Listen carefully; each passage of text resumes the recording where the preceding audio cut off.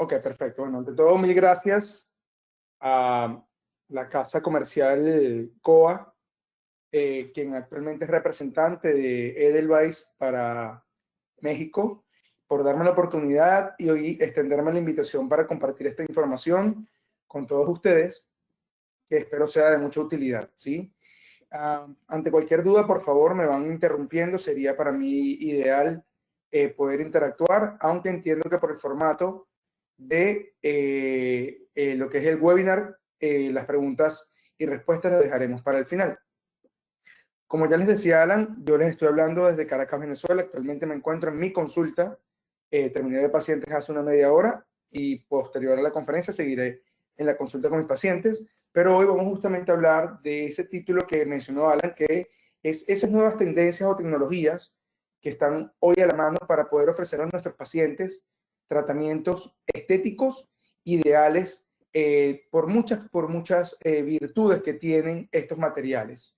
Cuando me refiero a estos materiales, porque tenemos que compararlo con lo que estamos haciendo actualmente. Y actualmente muchos de los odontólogos han limitado su práctica, sobre todo en el área de pediatría, que es donde más me voy a enfocar hoy, a trabajar con coronas de metal, a trabajar con coronas de circonia, a trabajar con coronas de policarbonato, o también inclusive con formas que vienen prehechas de celuloide para luego ser rellenadas con composite. ¿Que han funcionado? Definitivamente han funcionado. Sin embargo, hay que entender qué sucede detrás de todos estos materiales para poder justificar el empleo de un material que te ofrece muchas bondades y que te ofrece desde el punto de vista de biocompatibilidad una alternativa mucho más cercana a la estructura dental que las que venimos utilizando hasta el momento. Y para ello simplemente analizar cuáles han sido las limitaciones que han tenido estos productos previamente. Podemos hablar es de las diferencias significativas en cuanto al comportamiento mecánico, y esto se traduce a las diferencias en el módulo elástico que ha de tener justamente todos estos materiales con la estructura dental.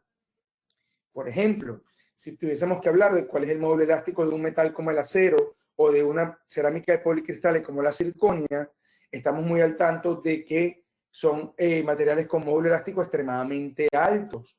Y al ser materiales con módulo elástico extremadamente alto, sus propiedades físico-mecánicas ante las cargas masticatorias son distintas al comportamiento que tiene el diente ante las cargas. Entonces, esto hay que entenderlo. Al igual que las coronas de composite o las de policarbonato, cuyo módulo elástico es un poco menor a la estructura dental y por ende han de tener ciertas fallas prematuras, si se podría decir así, a lo largo del tiempo. Por otro lado, la baja compatibilidad adhesiva que tienen estos materiales que mencionamos arriba, donde lamentablemente ni las coronas de acero las podemos grabar con ácidos de lo que utilizamos en consulta, más sin embargo podríamos acondicionarlas haciéndole arenado, ni las coronas de policarbonato, podrían ser grabadas, y las coronas de circonio aún menos, ya que no son sensibles a los ácidos que utilizamos para la manipulación de cuerpos cerámicos. Quizás de todas las coronas de composite son las que han de tener mejor compatibilidad adhesiva, pero también tienen algunas desventajas desde el punto de vista, como les dije, en cuanto al grado de conversión de la resina compuesta y en cuanto a lo que ha de ser la longevidad del material, considerando de que requiere de una buena fotopolimerización, requiere un buen asentamiento, requiere de que no haya contaminación y que el tiempo de trabajo pues nos permita hacer la corona de composite. Ahora bien, ¿cuál sería el limitante con la de composite? El espesor. Sabemos que en muchos casos, cuando estamos trabajando con coronas de composite que son prehechas o que se hacen a través de una matriz de celuloide, no podemos controlar los espesores, entonces no podemos asegurar el correcto grado de conversión de ese material para poder luego tener la tranquilidad de que es un material que obtuvo sus propiedades mecánicas completas en la boca del paciente. Por supuesto, las altísimas dificultades para el adaptado de los márgenes, esto se debe más que nada a las de acero o a las de circonia, ya que cuál es quizás la principal causa de fracaso de estos materiales, es que justamente permiten la filtración, ya que no se pueden adaptar. ¿Qué quiero decir con que no se pueden adaptar? Básicamente lo siguiente. El formato en el que hoy en día las casas fabricantes proveen al odontólogo o al dentista la corona de circonia, te la proveen con otro elemento que viene a ser como un elemento de prueba en el cual tú tienes que ir tallando la estructura dental hasta que la corona de circonia asienta en ese muñón. Y lamentablemente eso va en contra de lo que son los principios hoy de mínima invasividad y va en contra de proteger la estructura dental sana del paciente. ¿Por qué? Porque lamentablemente la corona de circonia no puede ser manipulada, no puede ser adaptada a los márgenes, sino que tenemos que adaptar la estructura dental a la corona de circonia, y eso es una gran desventaja que poseen hoy por hoy. Por supuesto, otra de las desventajas es el alto módulo elástico que es capaz de desgastar a los dientes antagonistas, y en el caso de las coronas de acero o aquellas coronas que son de acero con un frente estético de acrílico, pues también carecen de estética, puesto que se ven extremadamente grises, y creo que más adelante aparecen unas fotos de estos ejemplos. Y por supuesto, el costo, que para nuestra región latinoamericana ha de ser siempre determinante en lo que es en la aceptación por parte de los pacientes con relación a los presupuestos o con relación a los posibles planes de tratamiento que podamos ofrecerles. Más allá de esto, ¿qué es importante tener en cuenta hoy para justificar el empleo de una restauración estética en un paciente pediátrico o en un paciente adolescente?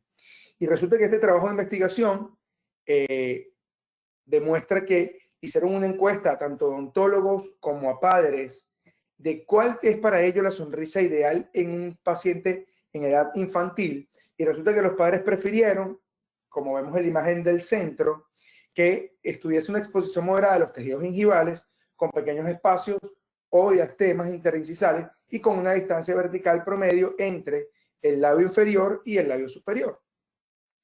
Por otro lado, los odontopediatras prefirieron una exposición mínima del tejido gingival, ¿ok? Y los dientes más pegados sin la presencia de diastemas ni espacios interincisales. Pero lo que podemos hacer con notación de este estudio es que en ningún momento era aceptada la no presencia de un diente con características estéticas. Tampoco fue aceptada, quizás como hipótesis nula, o podemos entenderlo dentro del estudio, era el hecho de tener restauraciones que no cumplieran con parámetros estéticos dentro de las posibilidades que se pueden ofrecer a este tipo de pacientes. ¿Por qué?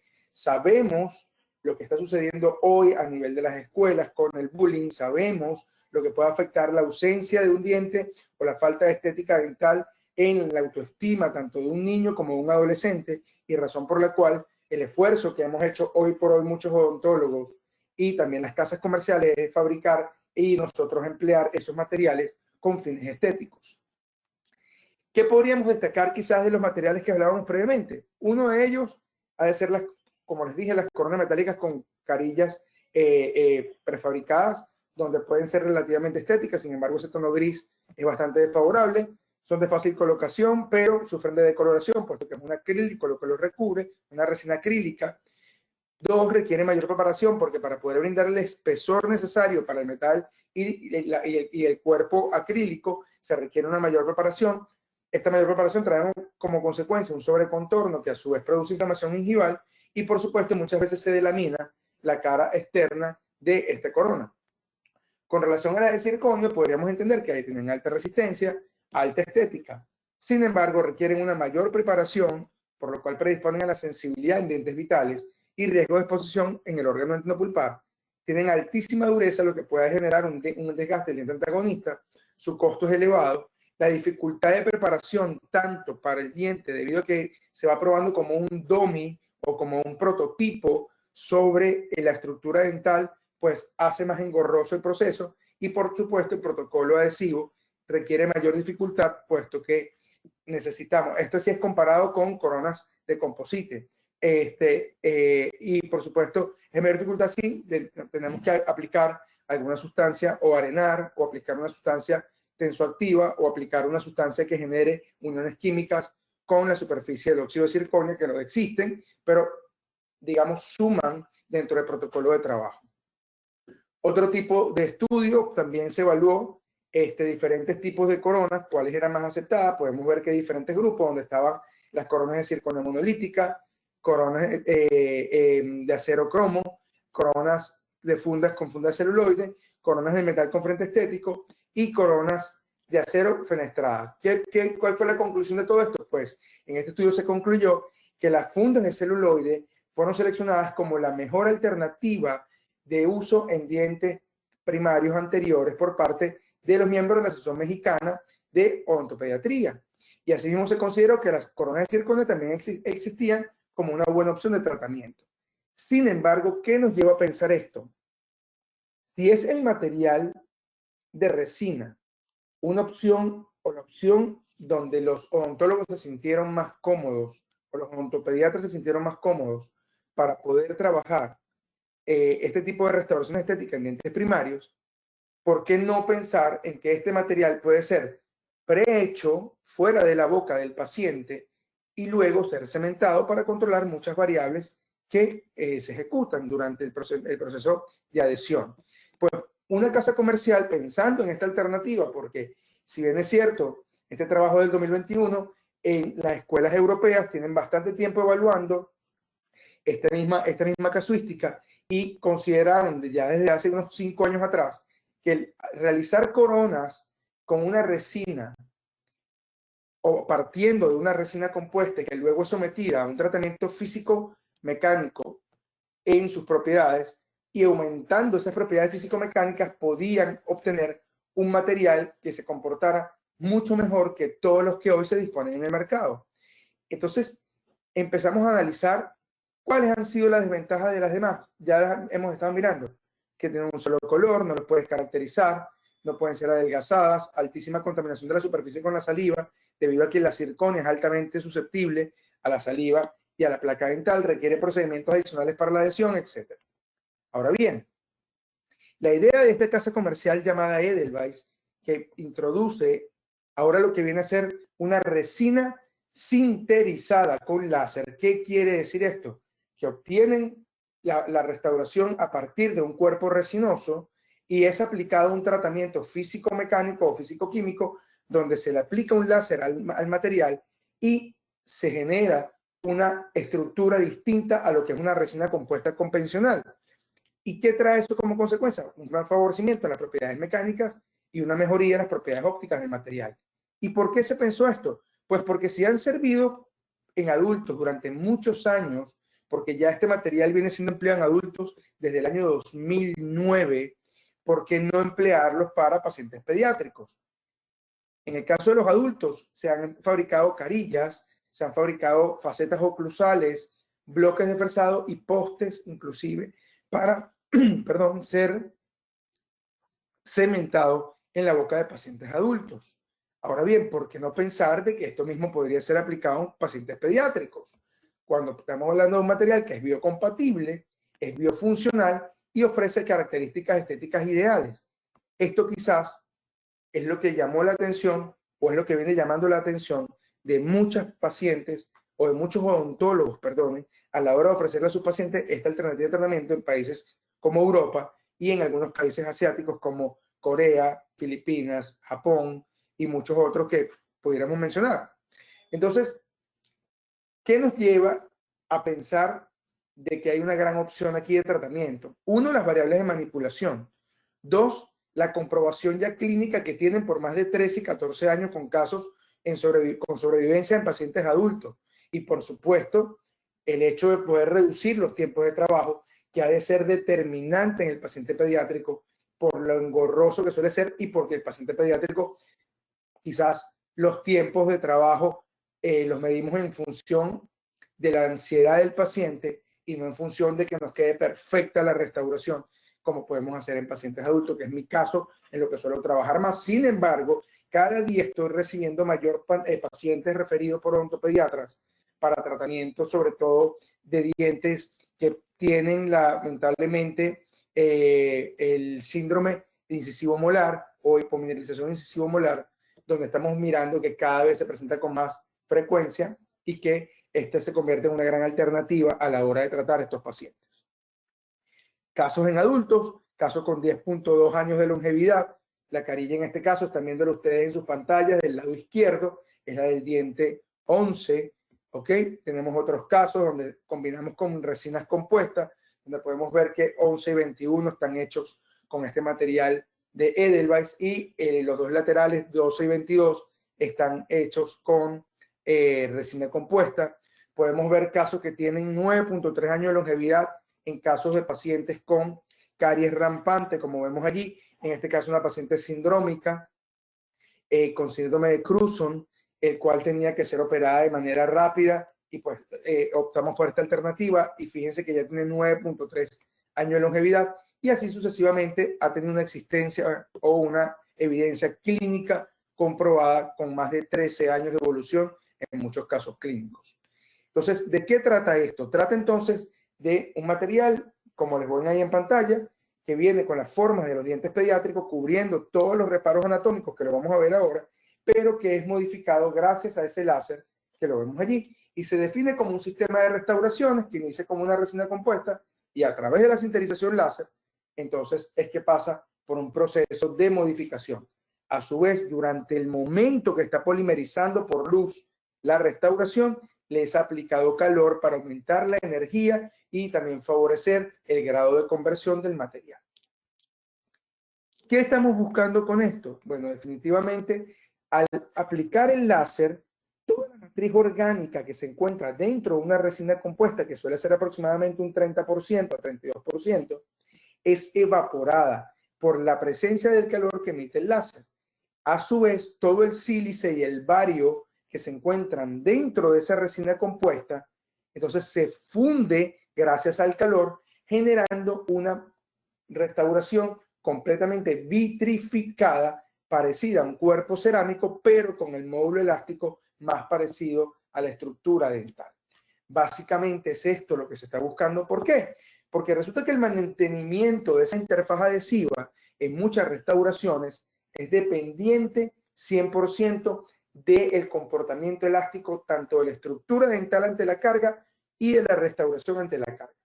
¿Qué sucede? Diferentes módulos elásticos de uno y de otro, es decir, del diente y de la restauración, puede producir que la deformación del material y del diente en el momento que la carga masticatoria incide sobre el mismo sea distinto. Al ser distinto se generan brechas, y esas brechas traen como consecuencia inmediata una pérdida de la interfaz adhesiva y por ende filtración y fracaso de las restauraciones. Aquí estamos mirando qué es lo que se obtiene en esa superficie, donde se ve que está todo el cuerpo cerámico sin aglutinamiento de matriz orgánica. Para poder entender este proceso, les voy a dejar este video, que es un video oficial de la fábrica que permite mostrar la manufactura del material. Edelweiss Dentistry presents an outstanding system. The unique manufacturing process combines the best of two worlds: wafer-thin veneer and occlusion shells, together with an inorganic surface similar to dental enamel. The basis of the manufacturing process consists of a highly filled, homogeneous nanohybrid composite material. Initially, the material is heated and injected into special molds. At over 300 degrees Celsius, the mass is now polymerized thermally under high pressure, as well as through high-intensity light, and tempered for half an hour. This results in a solid and yet flexible blank. Now follows the core of the treatment. A laser now penetrates the entire thickness of the material. This sinters the glass particles and extracts the resin portion, leaving a solid, homogeneous glass phase. Finishing is then done. The extracted resin portion is replaced by a dispersed vitrified layer of fine glass particles throughout the entire thickness of the material. The result is an inorganic high-gloss glass phase fused with the sintered dynamic hybrid glass core material. The biomechanical properties of natural tooth enamel have been reconstructed optimally, merged together with natural bioaesthetics. The difference is in its similarity with nature. The direct and indirect systems by Edelweiss Dentistry.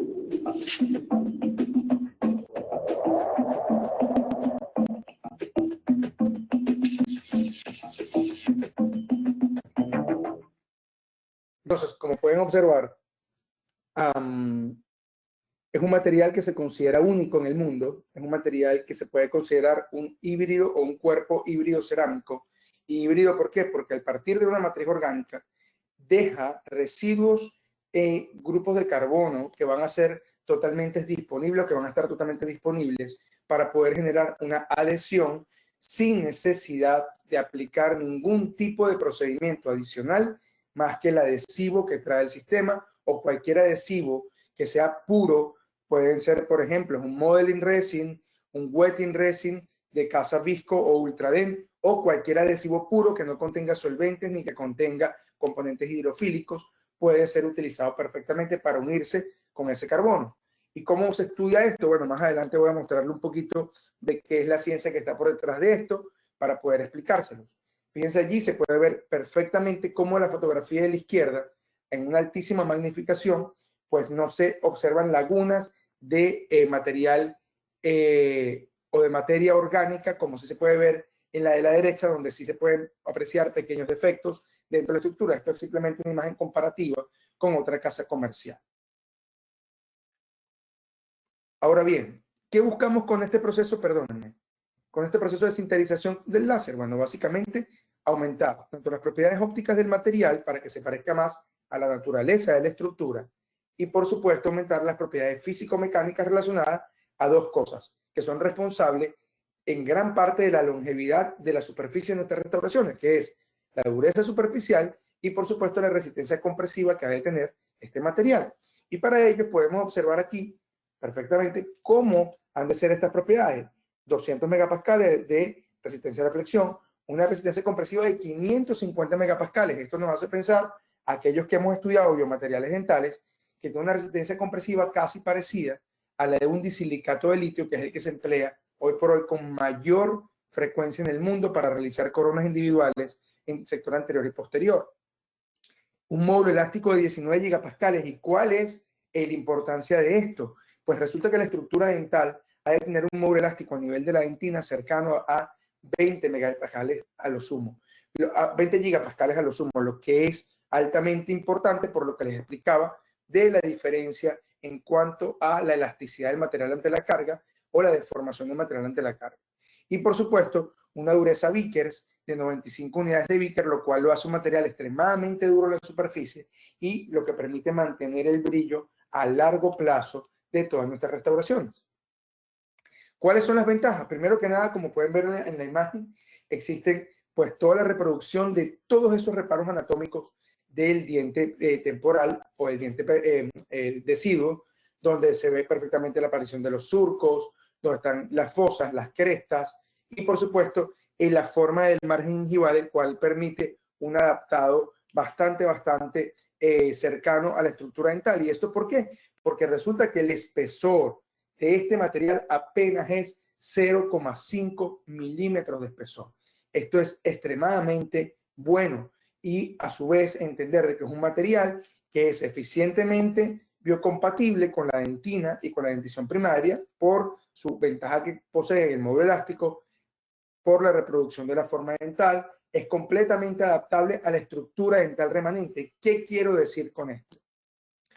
A diferencia de las coronas de circonia, usted puede perfectamente estas coronas pediátricas o las facetas oclusales recortarlas con gomas abrasivas, con piedras de diamante y adaptarla a la estructura dental. No hacerlo al revés, como necesitamos con las de circonia, donde tenemos que desgastar la estructura dental para adaptar la corona. Aquí el concepto cambia. Aquí podemos adaptar la restauración a la estructura dental.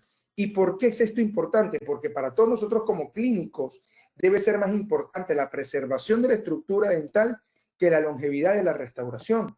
Por ende, cuando hacemos este tipo de tratamiento, estamos pensando biológicamente en las características del paciente, respetando los tejidos, respetando el módulo elástico de la estructura dental y por ende respetando lo que es la posibilidad o no de desgaste de la estructura antagonista. Esto es súper importante tenerlo en cuenta. Por supuesto, resultados óptimos, estéticos óptimos, lo cual lo hace insuperable cuando lo comparamos con otros materiales, ya que viene con diferentes colores para la resina con la que se va a cementar y esto genera pues definitivamente una mayor aceptación por parte del paciente, por parte de los familiares y por parte también de uno como odontólogo, donde se sienten más satisfechos con el resultado logrado. Y por supuesto, minimizar los tiempos de trabajo y los riesgos han de ser vitales a la hora de nosotros poder interactuar con estos pacientes.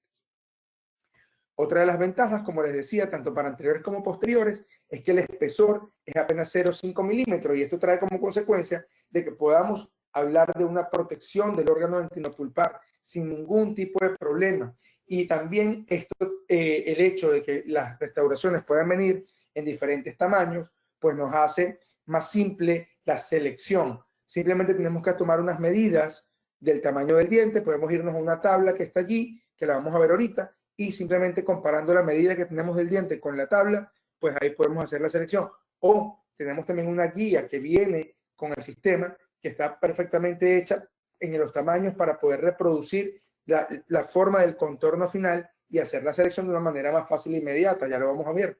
Como les decía, es importante el grosor de capa para proteger el órgano dentinopulpar. Es súper importante y esta es una de las cualidades más importantes de estas coronas, que son resistentes a la formación de placa y tienen altísima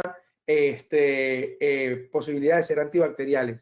Y esto se debe a que en su estructura química, en la conformación de la resina con que se elaboran, tienen alto contenido de fluoruro o de flúor y alto contenido de zinc. Ambos suelen ser antibacteriales y al ser antibacteriales, pues la formación de placa en la superficie va a disminuir y esto es súper importante. Este cuarto ítem, que aparece que es mínimamente invasiva, está relacionado perfectamente con el grosor de capa, el cual, pues, sumados ambos, nos permite hacer una terapia cada vez menos invasiva a nuestros pacientes. Pueden ser reparadas perfectamente en la boca del paciente, cosa que no puedes hacerlo con una corona ni de metal, si se perfora, ni con una corona de circonia, si se parte. En cambio que esta corona, por ser un material, como les digo, una resina, y tener ahí disponible un residuo de 7 a 10% de carbono que queda a partir del proceso de sintetización con láser, ustedes pueden reparar perfectamente en la boca del paciente y van a lograr unión química entre la restauración que está colocada en la boca y, por supuesto, la reparación que quieran hacer. ¿Puede ser utilizado cualquier resina para colocar este material? Pues sí. Sin embargo, aquí les muestro cuál es la resina que trae el sistema, cuáles son las características de la misma. Sin embargo, cualquier resina que tenga componentes de bis GMA es posible que pueda ser utilizada para cementar este tipo de restauraciones. Entonces, en conclusión, ¿cómo puedo utilizarlas? Definitivamente sería mejor utilizar la resina que trae el sistema, puesto que es misma matriz orgánica, mismas características estructurales con óxido de zinc y fluoruro que te va a mantener mejor la interfaz. Sin embargo, podemos utilizar cementos resinosos de curado dual o químico, podemos utilizar resinas fluidas, podemos utilizar diferentes materiales siempre y cuando los mismos sean en base a bis GMA, que ha de ser la mayoría de los materiales que se encuentran en la naturaleza de nuestras resinas compuestas, ¿ok? Les decía todo esto antes, aquí están las guías de tamaño, vienen tamaño L, M y S, el cual puedes perfectamente medir tanto el ancho proximal en sentido mesiodistal o el ancho vestíbulo lingual que ha de tener, o vestíbulo palatino que ha de tener la corona para poder hacer la selección. O también, si se nos hace más difícil, conocer las medidas, como podemos ver en pantalla, e irnos a las tablas para el tamaño S, M y L y simplemente cotejar la medida que tenemos en el diente que vamos a hacerle la corona y, por supuesto, irnos a la tabla y buscar el tamaño que más se nos acerque a este tipo de estructura. Doctor, ¿qué pasa si no me llega a la interfaz por completo? Prefiero que no desgasten el diente del paciente, sino que más bien con la resina compuesta terminen de adaptar toda la interfaz. Una vez que coloquen, si por algún motivo la corona no llega hasta la terminación que ustedes tallaron, es preferible que sellen con resina compuesta en el mismo momento del cementado a estar desgastando la estructura dental antagonista. Perdón, la estructura dental remanente del paciente. Como podemos mirar acá, está disponible tanto para la mandíbula como para el maxilar superior. Pueden ser también adaptadas en muchos casos en modelos porque no sufren ningún tipo de contaminación. En caso de que se contaminen, hay un solo protocolo de trabajo. Simplemente aplicar ácido fosfórico por 5 segundos para limpiar es más que suficiente para permitir nuevamente una buena adhesión. Tienen altísimas propiedades de fluorescencia, como se puede ver aquí, lo que es muy, muy favorable, ya que no hace que se vean negras ante la luz negra o morada, como podemos ver acá. Y por supuesto tienen un sinfín de indicaciones, el cual son extremadamente importantes tanto para el sector anterior como posterior, ya que quizás pensar de que tienen limitantes, sí, sí las tienen, ya lo vamos a mirar más adelante, pero también tenemos un abanico de opción muy importante en la cual podemos indicar este tipo de tratamientos, y puede ser para anteriores y posteriores, para decoloración de dientes primarios, para deformaciones o cambios de forma de los pacientes pediátricos, por supuesto, dientes primarios afectados local o defectos de desarrollo generalizados, mala calidad del esmalte, aumento de la actividad cariogénica. ¿Por qué? Porque al tener componentes de flúor y de zinc, y voy a hacer aquí una acotación, muchas veces me dicen, pero usted está diciendo que eso libera flúor. No, no, yo no estoy diciendo que esto libera flúor.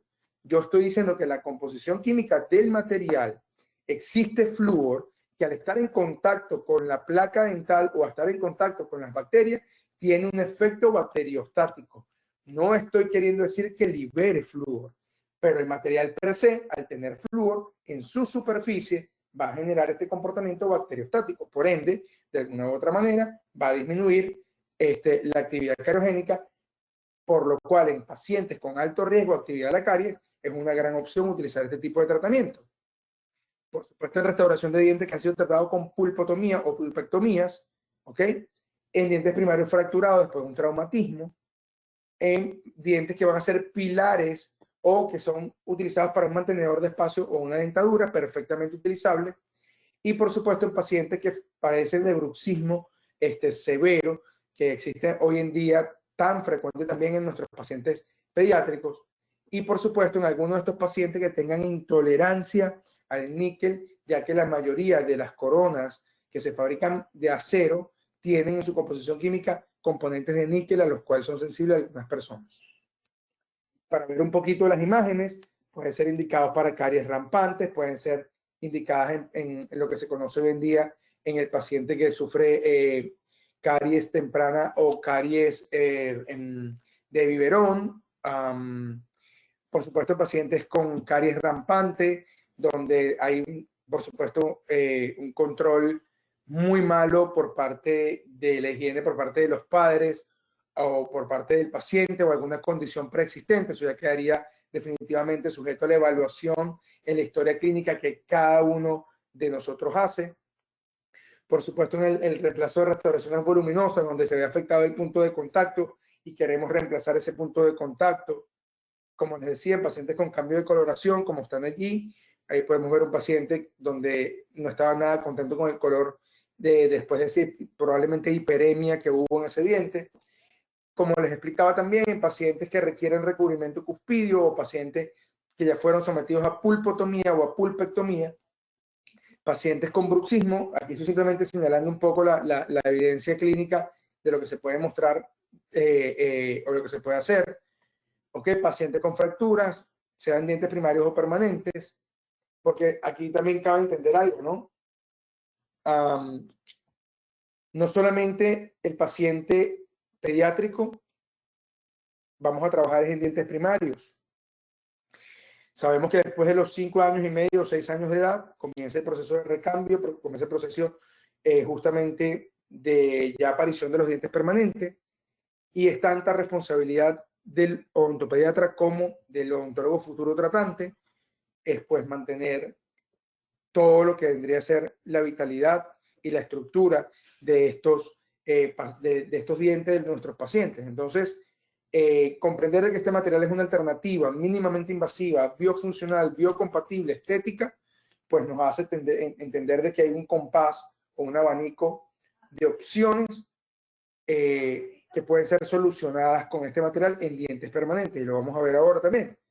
Poniendo las indicaciones, podemos ver que en dientes con pacientes con hipoplasia del esmalte o con el síndrome incisivo molar, pacientes con fluorosis, con hipomineralizaciones, con amelogénesis imperfecta o con síndromes como el de Turner, pues son perfectamente una indicación para poder, haciendo un buen protocolo adhesivo, haciendo, por supuesto, una buena terapia y teniendo en cuenta las consideraciones clínicas que requiere cada paciente, pues este tipo de terapia es una excelente alternativa y muy funcional.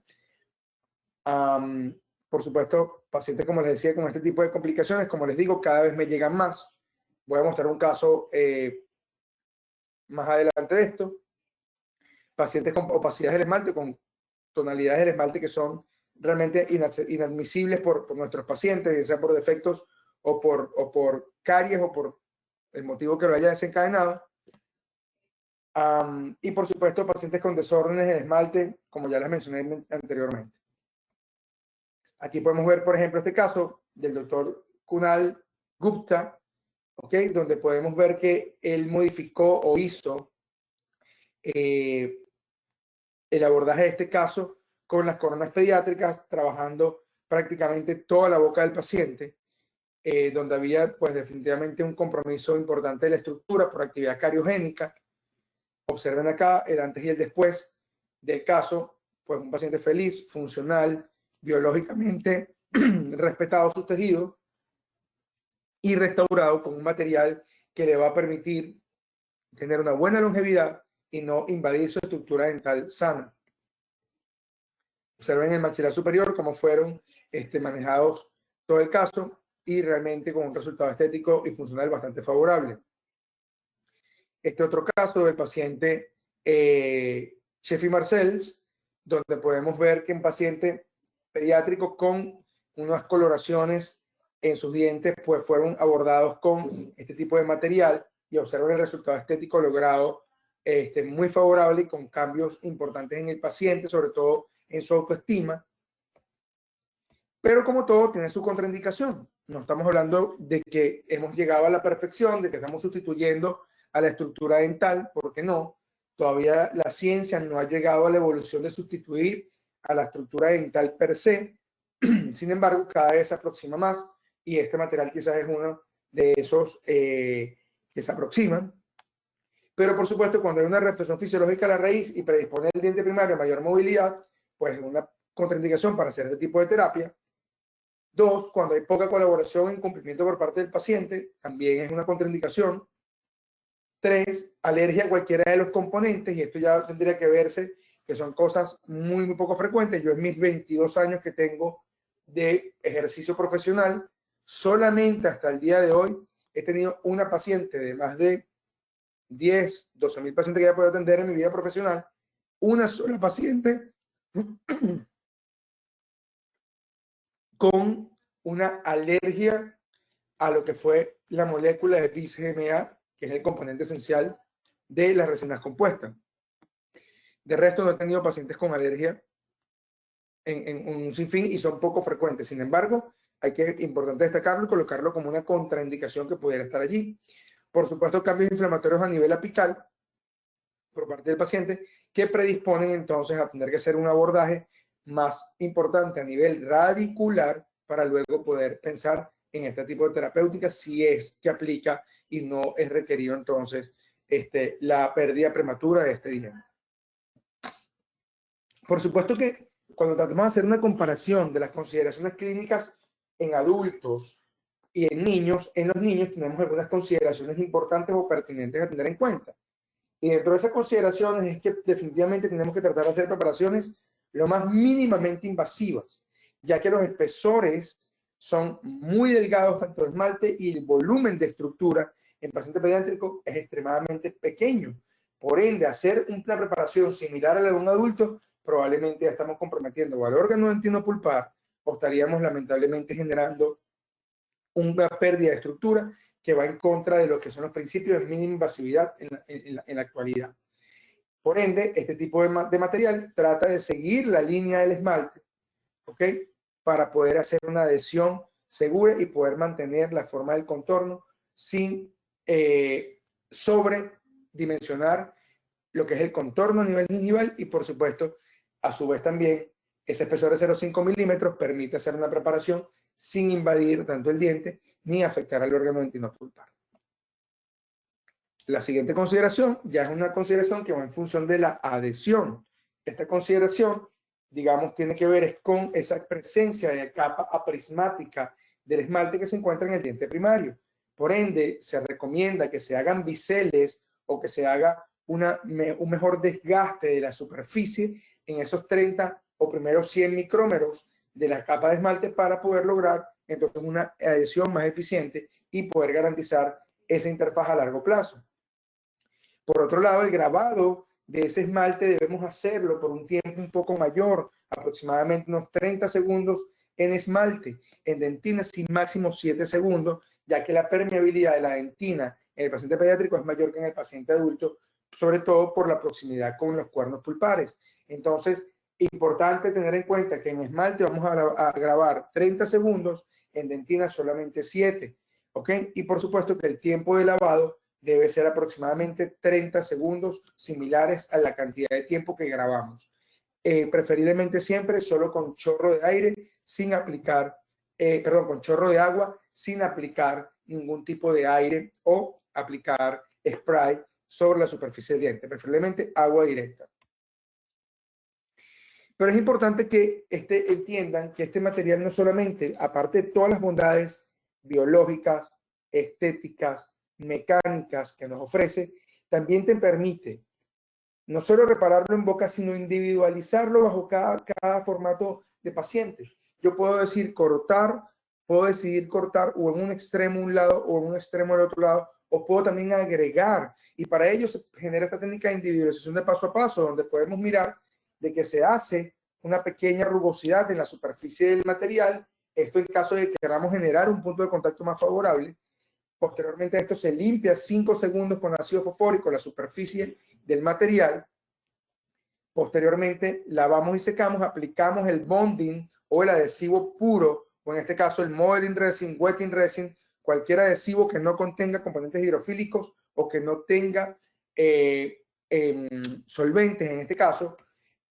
Posteriormente a esto aplicamos la luz y ya tenemos allí garantizada una buena adhesión entre esos grupos entre esos grupos de carbono residual que quedaron posterior al sinterizado con láser con los grupos metacrilatos justamente del adhesivo. Al unirse esos materiales, esas dos partes químicas van a formar un enlace químico llamado grupos vinilos, y esos grupos vinilos son grupos que se dan gracias a la presencia de enlaces covalentes dobles que son extremadamente estables y muy difíciles de romper. Hecho esto, entonces agarramos la resina compuesta, la aplicamos en ese punto de contacto que queremos individualizar, la llevamos a la boca del paciente y por supuesto polimerizamos con luz para posteriormente hacer el acabado y pulido y así poder haber hecho la individualización del caso. Aquí lo vamos a ver entonces en el paso a paso para esto. Como podemos ver allí, ahí se había perdido parte de la estructura de un dientito que estaba bastante cariado y se quiso hacer la corona individual de este casito.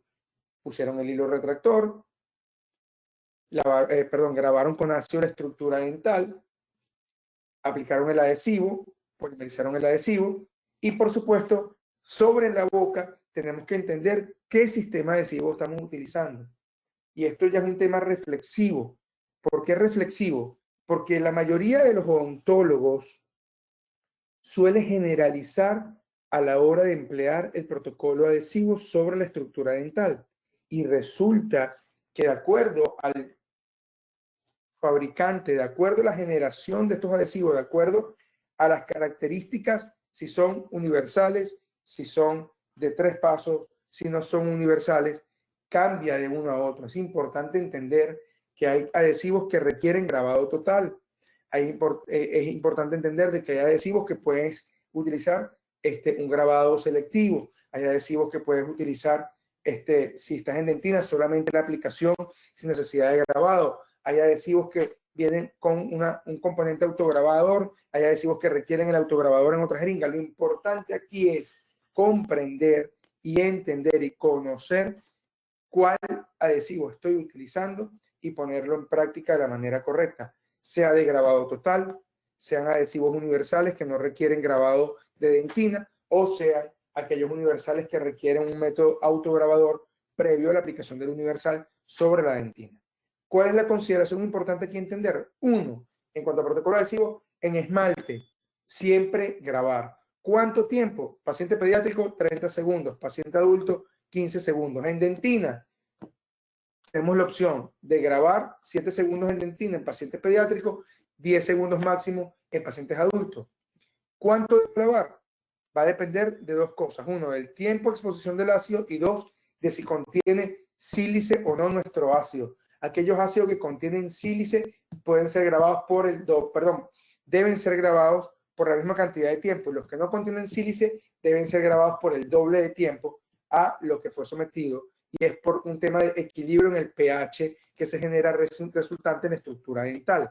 Entonces, ¿cuál utilizar? Ya lo dejo a criterio de cada quien. Si me preguntan a mí, tengo básicamente dos protocolos adhesivos. Cuando hago grabado total, utilizo un sistema adhesivo. Cuando no hago grabado total, sino grabado selectivo de esmalte, utilizo un sistema adhesivo universal. Básicamente es lo que suelo hacer. No voy a hablar de marcas comerciales acá, pero lo que sí es importante entender es que el adhesivo que trae el sistema de Edelweiss para sus carillas es solamente para ser empleado sobre lo que es la corona pediátrica, no es para ser empleado en la estructura dental. Sobre la estructura dental, por favor, entender muy bien el protocolo adhesivo. Es importante, muy importante, porque cambia de uno a otro sistema de acuerdo a la casa comercial y de acuerdo al fabricante. Ahora bien, volviendo acá, se coloca la resina, se coloca en boca del paciente, se hace presión y se empiezan a retirar los excesos cuidadosamente con un instrumento, preferiblemente en paciente pediátrico, punta Roma, para evitar generar cualquier pinchazo o sangrado durante todo este proceso, y definitivamente luego hacer nuestro procedimiento de polimerización acabado y pulido, y pues entender de que esto es una secuencia lógica de tratamiento para esto.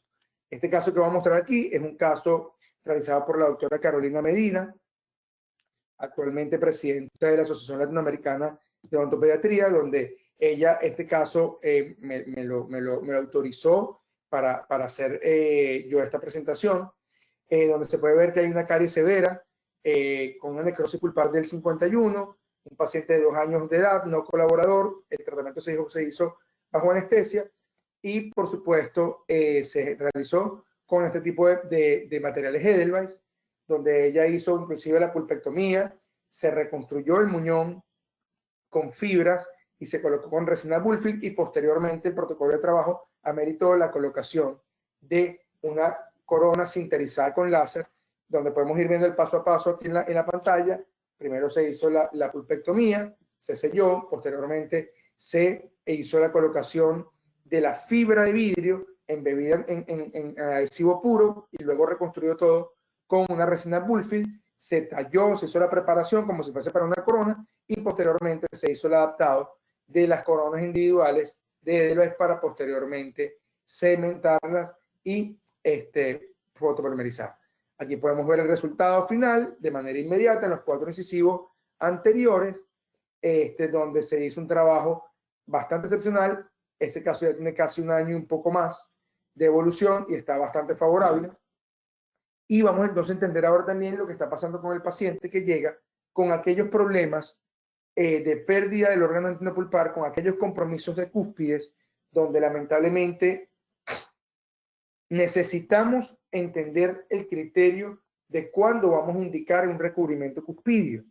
Este es un paciente que me llega ya referido con un tratamiento endodóntico realizado en el diente 36, paciente de 14 años de edad, ¿ok? Donde pensar en que una resina directa en un diente que ya fue afectado por una hipoplasia del esmalte iba a funcionar. Segundo, un diente que tiene una cúspide completamente debilitada, perdida, que es la cúspide mesolingual, y a su vez una cúspide debilitada, que es la mesiovestibular, pues qué longevidad podía yo garantizarle a mi paciente haciendo una resina directa. Por otro lado, entender que reproducir un punto de contacto de ese tamaño es bastante complejo.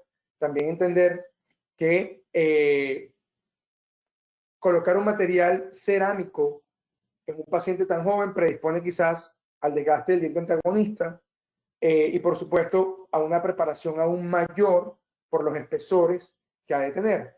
Entonces, claro, es importante entender aquí que utilizamos una faceta oclusal de la misma casa comercial Edelweiss con que se fabrican las coronas pediátricas, pero observen que a nivel de los márgenes apenas el espesor es de 0,2 milímetros de espesor.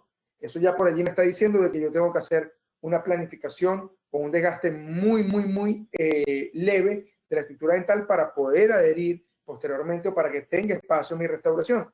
Y por supuesto en la superficie oclusal va a variar de acuerdo al espesor en la zona de algunas cúspides y de las fosas de 0.6 a 1.3 milímetros de espesor, lo cual también lo pone por debajo inclusive en un cuerpo cerámico. Para la técnica, yo particularmente trato de trabajar siempre con aislamiento absoluto, como lo pueden ver allí. Ahí coloqué mi aislamiento absoluto, aislando el cuadrante entero, que quizás es lo más efectivo para poder realizar hoy en día el bloqueo. Muchos dirán, bueno, yo en un paciente pediátrico no puedo aislar, pero en un paciente de 14 años como este, pues se hizo bastante sencillo, tratando siempre de mantener un buen control del campo operatorio, puesto que este tipo de casos requieren de una ejecución bastante acertada. Eso te la da la curva de aprendizaje que vas teniendo durante tu ejercicio profesional y por supuesto durante la manipulación de este tipo de materiales. ¿Qué estoy haciendo en la foto de la izquierda de ustedes? Justamente estoy calibrando con un calibrador el espesor de la cúspide. ¿Y qué sucedía acá? Me demostraba de que yo requería hacer un recubrimiento cuspidio, puesto que el grosor de esa zona de la cúspide en un diente tratado endodónticamente no llegaba ni siquiera a 2 milímetros de espesor. Y existen criterios que nos demuestran de que en una situación como esa necesitamos trabajar el recubrimiento cuspidio, y ahorita vamos a ver ese criterio. En la foto de la derecha están viendo qué es lo que se hizo inicialmente para hacer la reconstrucción de lo que hoy en día llamamos nosotros una biobase, o realizar la reconstrucción de lo que es la base que va a soportar posteriormente a la restauración. Hicimos el grabado selectivo del esmalte, observen que no estamos grabando dentina, y aquí está el criterio que mide en cuanto a porcentaje las dimensiones de la cavidad, y por supuesto de acuerdo a la altura también nos genera diferentes selecciones para los materiales. Aquí podemos observar de que un diente que tenga tratamiento endodóntico se requiere al menos un grosor de la pared de la cúspide o de la pared vestibular de al menos 3.5 milímetros de espesor. En un diente natural sin tratamiento endodóntico se requiere al menos 2.5 milímetros. ¿Y esto por qué? Porque se ha demostrado en diferentes análisis fotoelásticos que se le hacen a estos dientes cuando entran en función masticatoria, de que los mismos sufren una deformación. Esto se conoce en la literatura como el índice de deformación cuspidia. Y este índice de deformación cuspidia es el principal responsable de la ruptura de la interfaz adhesiva, de la presencia de cracks que traen como consecuencia fractura de la restauración y en muchas oportunidades fractura también de la estructura dental y en algunas oportunidades hasta de la estructura dental radicular. Ahora, en función del material que vamos a seleccionar, cuando quiero trabajar una resina indirecta, pues de las tradicionales, de las resinas que trabajo en un modelo, necesito por lo menos 2 milímetros de espesor, y para un cuerpo cerámico o para una faceta oclusal, solamente, como las de Edelweiss, solamente requiero un desgaste no mayor a 1 milímetro de espesor. Importante también entender que para nosotros poder indicar un recubrimiento cuspidio, tenemos que evaluar la presencia o no de los rebordes proximales. Y si nos vamos a la fotografía de acá, observen que había ausencia del reborde proximal mesial, lo que nos trae a un análisis también de estructura, donde evaluando un diente sano tiene un 100% de resistencia, un diente que nada más tuvo una pérdida de la cara oclusal, pero mantiene rebordes proximales y mantiene caras vestibulares y linguales, ya pierde 20% de su resistencia, preservando el 80%, pero un diente que ya pierde un reborde proximal, ya pierde aproximadamente 43% de su resistencia. Por ende, tenemos casi un 50% de probabilidades de fracaso si lo restauráramos con una resina directa sin protección cuspidia. Y cuando el diente está afectado, tanto el reborde mesial como el reborde distal, pues tiene una pérdida de resistencia del 63%. Es decir, tanto en el caso de pérdida de 3 superficies o pérdida de 2 superficies que incluyan un reborde proximal, o perdón, de 4 superficies donde se incluye un reborde proximal, ya la indicación siempre ha de ser una restauración con protección cuspidia para poder evitar lo que les explicaba de esa flexión que se genera en el comportamiento mecánico cuando el paciente entra en función masticatoria. Entonces, ¿qué se busca con esto? Cambiar el patrón de fuerzas. Que en vez del diente recibir fuerzas que van a generar un efecto de cuña y de flexión de las cúspides, como estoy mostrando acá, al recubrir esta cúspide y recubrir esta cúspide, las fuerzas se transforman los vectores de fuerzas tangenciales a fuerzas compresivas. Y esto es bien importante, ya que las fuerzas tangenciales son fuerzas laterales, que son típicas y naturales de la masticación, pero que pueden poner en riesgo, como les explicaba, las interfaces adhesivas y, por supuesto, pueden poner en riesgo las cúspides frágiles que estén por debajo de ese criterio de 2.5 dientes naturales y 3.5 dientes tratados endodônticamente. ¿Ok? Entonces, continuando con el protocolo que estamos trabajando, observamos la imagen de la izquierda, ya secamos y habiendo lavado todo el ácido fosfórico que utilizamos, secamos nuestro sustrato. Observen el esmalte, cómo tiene allí una presencia un poco más opaca, y aplicamos entonces un adhesivo universal. En este caso, como lo ven ahí en la pantalla, estamos utilizando el adhesivo universal de la casa Visco, el All Bond Universal, sin grabar dentina. ¿Por qué? Porque entonces tenemos un beneficio. El calcio de la dentina va a tener la capacidad de unirse con unos enlaces también covalentes a el MDP que contiene este tipo de adhesivos, generando unas sales que son estables en el tiempo y que no son susceptibles a la hidrólisis que sufre cualquier sistema adhesivo. Entonces, aquí prefiero colocar un adhesivo universal, ya que estoy a una profundidad mayor, no quiero activar metaloproteinasas en dentina, no quiero rupturas tempranas de mi interfaz adhesiva y tampoco quiero perder el calcio, por eso evito el grabado ácido en dentina en situaciones como esta. Secamos bien y volatilizamos por más de 20 segundos todo nuestro adhesivo y ahí sí polimerizamos con luz, tratando de dirigirla de la manera más perpendicular posible. Para este protocolo de biobase, entonces hicimos una reconstrucción de lo que fue la parte interna de la cámara pulpar con una resina con alto contenido de fibras cortas, primero en modo fluido para generar una especie de técnica de resin coating, que es cubrir todo nuestro adhesivo con una resina fluida para justamente, o una resina hidrófoba, para justamente mejorar el comportamiento con el resto de los materiales. Segundo, fortalecer a ese adhesivo. Y tercero, ayudar a que el espesor de toda esa interfaz adhesiva sea mucho mejor y por ende se mantenga en el tiempo. Y una vez hecho esto, aplicamos el mismo material con fibras cortas, pero en resistencia compuesta, en consistencia compuesta y no en resistencia fluida, para poder reconstruir e imitar lo que es el comportamiento de las deformaciones que sufre la dentina ante las cargas masticatorias. Hecho todo esto, cubrimos con una resina compuesta y hacemos la preparación o el bisel vestibular, o hacemos la preparación vestibular de toda nuestra estructura dental. Con la guía de tamaño para hacer la selección de nuestra faceta oclusal del sistema Edelweiss, y entonces viene el proceso de acondicionamiento de la faceta. Por supuesto, la faceta fue chequeada con papel articular para ver el espesor que tenía y posteriormente hicimos la limpieza de la faceta, que la podemos hacer de dos maneras. Uno, aplicando aire abrasivo, ¿ok? Con el mismo protocolo que se utiliza para cerámicas grabables. Dos, aplicamos ácido fosfórico por 5 segundos para simplemente descontaminar la superficie y remover todo el sílice que queda precipitado, ya que los grupos fosfatos del ácido fosfórico se van a unir al sílice o a esos silicatos o a esas sales de sílice que están allí y van a ser hidrosolubles, y posteriormente la podemos eliminar con agua. 3, procedimiento de adhesión, que lo vamos a hacer solo con el adhesivo que trae el sistema. Y por supuesto 4, llenar el llenado de nuestra faceta oclusal, que debe ser al ras. Al ras me refiero es si la tenemos volteada y estamos viendo la parte interna de nuestra faceta oclusal, igual de la corona, llenarla completamente para poder garantizar una buena cantidad de resina de cementación que simplemente salga por toda la interfaz y nos garantice el sellado de la misma.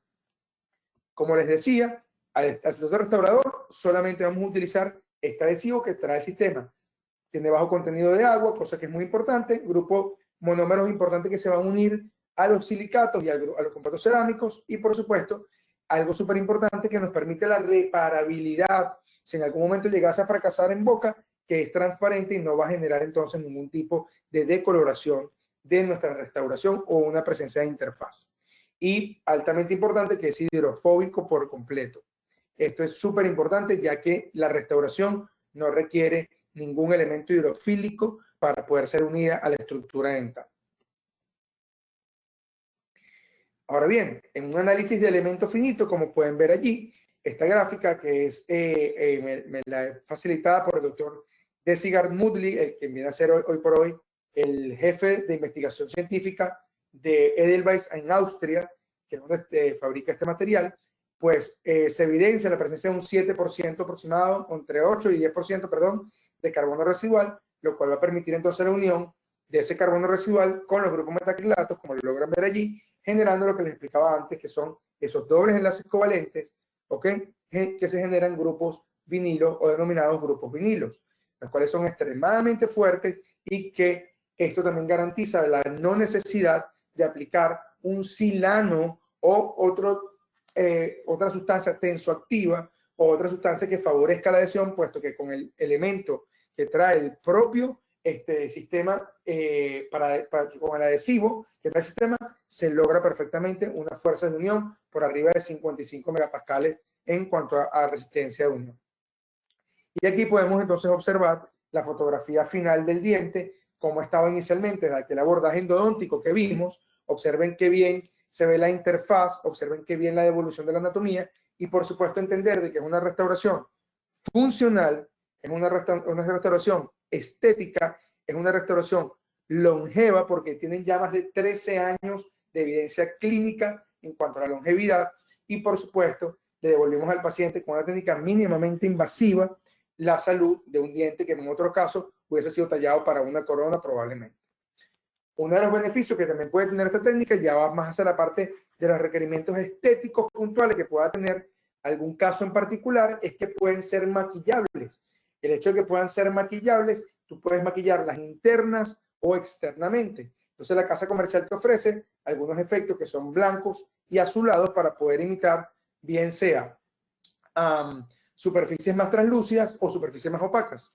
Sin embargo, yo bajo mi experiencia que tengo clínica, también he utilizado cualquier otro tipo de pigmentos que sea en base a bis GMA de cualquier casa comercial y he logrado obtener resultados estéticos extremadamente óptimos y favorables para individualizar cada caso, que es lo importante. Estos son los efectos que trae el sistema. Sin embargo, como les digo, pueden también utilizar pigmentos si así lo requirieren para hacer cualquier técnica estética que requiera o un reto mayor en este caso. Pueden ver cómo cambia simplemente aplicando el componente azulado, de una tonalidad más grisácea o más translúcida de los bordes incisales. Existen varios artículos de investigación publicados en revistas como esta, si quieres tomen nota para que puedan buscarlo, que sería quizás bien importante que lo tuviesen, donde ellos pues muestran una serie de casos clínicos y soportan toda esta información que yo les vengo dando hasta este momento. Y pues aquí pueden perfectamente tener información más científica de lo que haya podido quedar en el aire de lo que venimos hablando hasta este momento. Me dijeron que tenía más o menos una hora y 10 para hablar y que el resto del tiempo iba a ser preguntas y respuestas. Aquí les dejo esta información de mis contactos si necesitan aclarar alguna duda. Igual disponemos un tiempo acá para preguntas y respuestas. Quedo de ustedes los moderadores.